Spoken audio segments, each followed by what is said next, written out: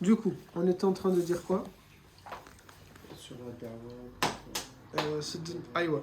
Noyés sous les engagements, les occupations, les projets même islamiques, ils finissent par oublier l'essentiel, se donner le temps d'être avec Allah et le Azza wa Jal connaître en étant intimement attaché au tawhid, c'est-à-dire à l'unicité de Allah Ta'ala. C'est pas au tawhid dans le sens, parce que encore une fois les salafistes ils vont beaucoup parler de tout ça, c'est pas être attaché à une voie salafiste ou quoi. Le tawhid, ils ont raison d'insister, même les salafistes, même si je ne vais pas être d'accord avec eux sur plein de choses, ils ont raison de beaucoup parler de l'unicité de Allah Ta'ala. Parce que notre communauté, elle est loin du tawhid. Elle est loin de la ilaha illallah. Mathalan, beaucoup de jeunes musulmans, ils vont jurer, c'est plus votre cas à vous, mais quand vous étiez arrivé dans Da'wah, je me rappelle, vous jurez, certains, beaucoup, la tête d'eux, sur le Coran d'eux, sur la, etc., etc. Ça, ce n'est pas le tawhid. Beaucoup d'entre vous, peut-être, vous avez, comme c'est le cas pour moi dans ma famille, des choses à l'intérieur même des foyers musulmans qui n'ont rien à voir avec le tawhid. On n'est pas en train de dire, on va faire un truc comme à Tombouctou, je sais pas quoi, on va venir et tout casser et tout détruire, c'est pas ça. On parle de celles et ceux, si dans ta famille, il y a des femmes et des hommes qui veulent vivre, on ne va pas leur imposer. S'ils veulent vivre en conformité avec la parole de Allah Ta'ala, ils doivent vivre avec At-Tawhid. Et c'est quoi At-Tawhid? Ce n'est pas la main de Fatma à la maison.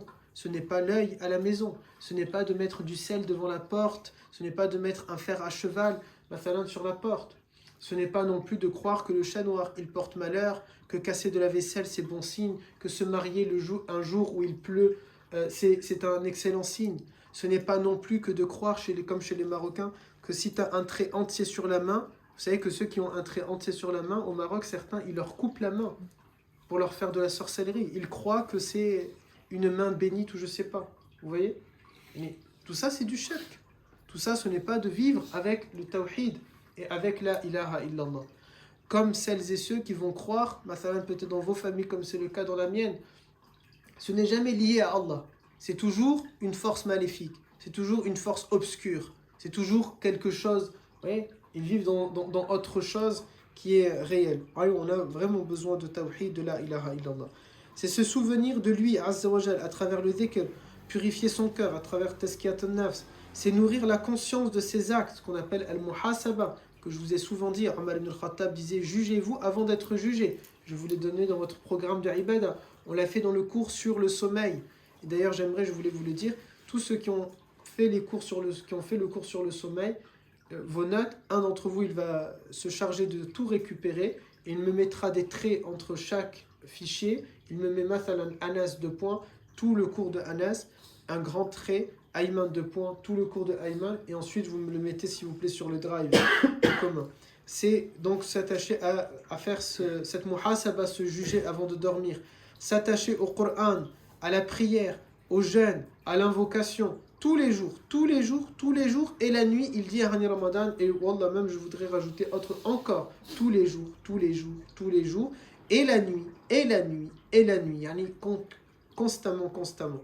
Les textes tirés du Coran et de la Sunna qui constituent Al-Ma'thurat sont essentiels sur divers plans. Chacun d'entre eux est fort d'un sens et d'une fonction spirituelle qu'un ou plusieurs hadiths du prophète nous ont enseigné et précisé.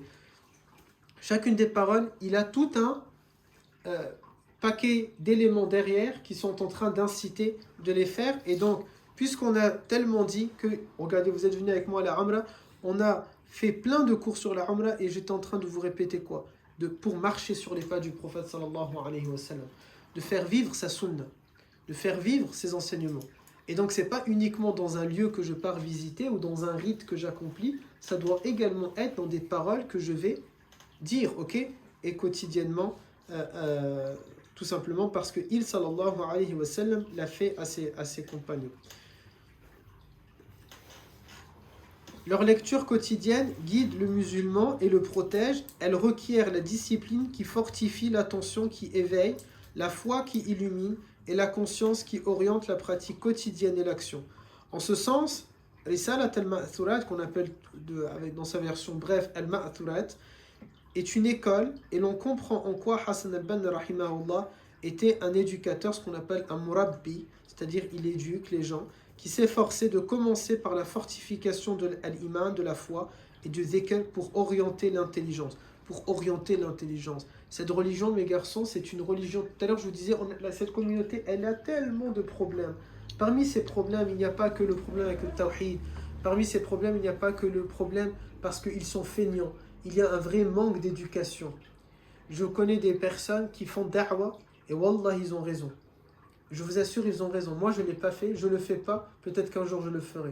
Lorsque quelqu'un, il veut inscrire son enfant, c'est possible, mais que si les parents ils s'inscrivent en même temps. Sinon, ils leur disent on vous veut pas. Tu veux qu'on prenne ton fils ou ta fille? Eh bien, tu vas aussi t'inscrire. Tu veux pas, t'as pas le temps? Prends ton gosse. Pourquoi ils font ça? Wallah, ils ont raison. Parce qu'ils savent que ils vont avoir le gamin combien de temps? 1 heure, 2 heures. Ils vont rentrer l'enfant toute la semaine, il va être avec ses parents. Et il va apprendre l'inverse de ce qu'il est en train d'apprendre dans les cours. Et moi, je le vois. Hein.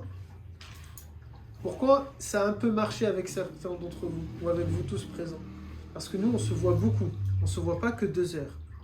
Mais les garçons dans Da'wah qui sont restés que le cours avec moi 1 fois par semaine, vous les avez vus, ils ne sont pas restés avec nous. Parce qu'ils rentrent à la maison, ils ont d'autres idées. Ils ont un autre entourage. Ils ont des amis qui ne pensent pas comme nous. Et vous l'avez vous-même remarqué, dès qu'un garçon, il passe plus de temps en dehors que dedans, et bien ça, il a d'autres idées. Si par contre, les familles étaient avec nous constamment, et si les familles avaient les mêmes idées, alors l'enfant, le garçon que vous étiez et que vous êtes, ou que demain vos fils seront, eh bien, même à la maison, il a toujours les mêmes idées. Et ce n'est pas dans le sens communautaire, rester fermé, ce n'est pas dans ce sens-là. On parle tout simplement, c'est imaginons, je ne sais pas, si à l'école française, un professeur il va donner une idée sur des valeurs, par exemple en cours d'éducation civique, et il va inciter les gens à dire, il va inciter les élèves à leur dire il faut voter, c'est très important. Et puis l'enfant il va rentrer à la maison, il a fait qu'une demi-heure d'éducation civique à l'école. Il arrive à la maison, il entend son père critiquer le système, sa mère critiquer le système, ses frères et sœurs critiquer le système. Il parle quand il va chez la grand-mère, chez le cousin, il critique eux aussi le système. Il va en bas, il critique le système. Il va chez le commerçant, il critique le système. Parce que c'est les périodes électorales, tout le monde en parle, mais tout le monde en parle pour dire ça ne sert à rien. Alors lui, il va se croire pour quelqu'un qui est très intelligent, qui a une idée très poussée et très avancée sur le sujet. Voter, ça ne sert à rien. Si c'est sa véritable idée, ça peut passer. Si c'était vraiment mûrement réfléchi. Mathalan, il a vraiment décortiqué l'ensemble des programmes politiques et il n'a pas trouvé son bonheur dans aucun d'entre eux. Mathalan, il s'est penché sur l'histoire de la Première République, de la Deuxième jusqu'à la Cinquième. Il s'est penché sur tous les systèmes démocratiques qui existent. La monarchie parlementaire, la monarchie parlementaire, un régime parlementaire, un régime présidentiel, un régime ceci, un régime cela. Il s'est renseigné sur les États fédéraux, sur les États qui ne sont pas fédéraux. Vous voyez, et à la fin, il a abouti à une conclusion personnelle. Il se dit, non, je ne pense pas que là, le système électoral qu'on a maintenant en France, il est bien. Moi, personnellement, je ne vote pas. Khalas, on va dire, lui, c'est un vrai argument qu'il a. Je ne suis pas d'accord avec lui, mais sa réflexion, elle est poussée. Sauf qu'on sait que ce n'est pas comme ça que ça marche. C'est juste parce qu'il a entendu à droite, à gauche, ils se sont répétés le mensonge entre eux, et il aboutit à la même conclusion. Voter, ça ne sert à rien.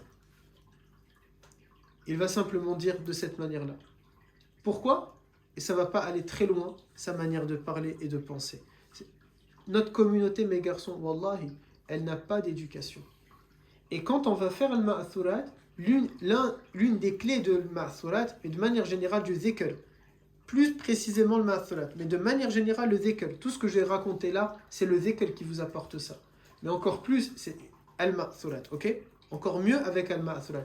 Mais de manière générale, le dhikr, eh bien, il va te permettre quoi? Ce dhikr, le fait de se rappeler de Allah Ta'ala, il va t'aider à avoir plus de clairvoyance, à augmenter ton intelligence, à te pousser vers le savoir. Parce que Allah Ta'ala, qu'est-ce qu'il nous dit d'ailleurs dans le Coran? Si vous ne savez pas, لَوْ كُنْتُمْ لَا تَعْلَمُونَ, si je me rappelle bien, le verset commence ainsi, mais si je le dis en français pour être sûr, si vous ne savez pas, demandez à qui? فَاسْأَلُوا أَهْلَ ذِكْرِ. Demandez aux gens du dhikr. Demandez quand on ne sait pas, on se tourne vers quoi? Vers qui? on se tourne vers Ahl al-Dhikr, vers les gens qui font beaucoup de dhikr. Parce que celui qui fait beaucoup de dhikr, il se rappelle constamment de Allah. Et donc quand il ne sait pas, il dit je ne sais pas. Et quand le fait de ne pas savoir, ça le frustre. Il a besoin de travailler, il a besoin d'apprendre. Quelqu'un qui est connecté à Allah Ta'ala, c'est quelqu'un qui sait j'ai besoin d'apprendre, j'ai besoin de me cultiver. Je me cultive comment? Dans tous les domaines. L'islam n'a pas dit mes garçons de se cultiver que dans la ilaha illallah. Dans tous les domaines. Dans la géographie, dans l'histoire, dans la politique, dans le sport, dans ce que tu aimes. Un musulman, mes garçons, un bon musulman, c'est quelqu'un qui connaît un peu de tous les sujets. Et il est devenu expert dans quelques domaines. C'est ça un croyant. Ok mes garçons? Ensuite, qu'est-ce qu'il marque ici? C'est finalement cela le cœur de la compréhension al-fahm dont il a fait le premier principe de ses enseignements à Ta'allim concernant Hassan al-Banna. Je voudrais ici remercier nos frères. Bon, ici, après tout simplement, il est juste en train de remercier ceux qui ont participé à la traduction et à l'édition de ce livre. Enfin, je peux le lire.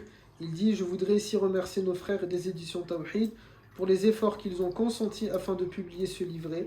Ils donnent à la communauté musulmane francophone la possibilité d'invoquer et de se souvenir d'Allah et de son prophète au moyen des textes authentiques de la tradition musulmane. » C'est vrai, c'est très bien qu'Allah Ta'ala les récompense parce qu'ils l'ont traduit, ils l'ont compilé, ils l'ont mis. Mais en même temps, et je ne dis pas ça parce qu'ils n'ont pas eu raison de le faire, ils ont eu raison, mais en même temps, ça sera un argument contre la communauté musulmane. Même celui qui n'a pas Ma'thurat, c'est pas grave, il y a Dalaïl Khayrat. Celui qui n'a pas Dalaïl Khayrat, il y a d'autres livres. Il y a Kashiful Rumma, il y a ceci, il y a plein de paroles à dire. Ne serait-ce que de répéter La ilaha illallah. Ne serait-ce que de dire Subhanallah. Ne serait-ce que Subhanallah 33 fois, Alhamdulillah 33 fois, Alhamdulillah et La ilaha illallah 33 fois, Allahu Akbar 33 fois. Vous voyez? Ne serait-ce que ça. La ilaha illallah, pardon, une fois à la fin, mais 33 fois, c'est pas en soi gênant de le faire. Elle leur donne la possibilité de mieux connaître un homme, Hassan al-Banna, sur lequel on a tant propagé de rumeurs et de mensonges et qui a consacré et fait don de sa vie à Allah. Ceux qui l'entendaient changeaient. Ça, c'est la définition même des Ahlillah. Ça, c'est la définition même des gens de Allah Ta'ala. Il dit, et là je suis en train de me rendre compte que c'est pas Hani Ramadan qui a écrit ça, mais Tariq Ramadan. Du coup, depuis tout à l'heure, quand je dis Hani, en réalité c'est Tariq Ramadan. Il dit, ceux qui l'entendaient changeaient. Ceux qui l'accompagnaient l'aimaient. Ceux qui s'en souviennent s'en émeuvent encore.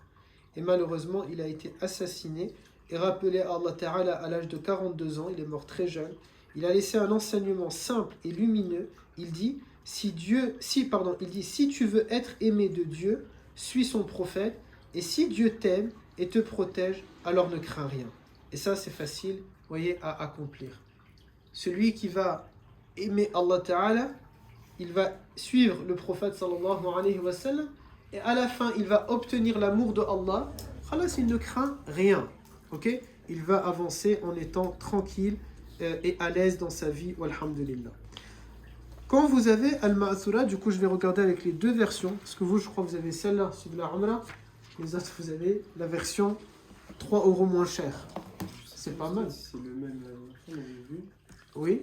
Vous avez dit il y a des modifications, je sais pas. Non, moi je vous ai dit, il faudrait que vous regardez. Il y en a un qui l'a avec lui, ici? J'ai dans la voiture. Dans ta voiture. Elle est garée où? Peut-être faire vite un aller-retour, admettons, comme ça on vérifie si Reda il l'a pas. Non? Ça serait bien, comme ça je vérifie. Pour ne pas que je vous donne en vous disant allez à telle page, ce genre de choses, et que finalement vous avez une autre version. Du coup on va couper la vidéo et on va faire un troisième. Hein? Oui.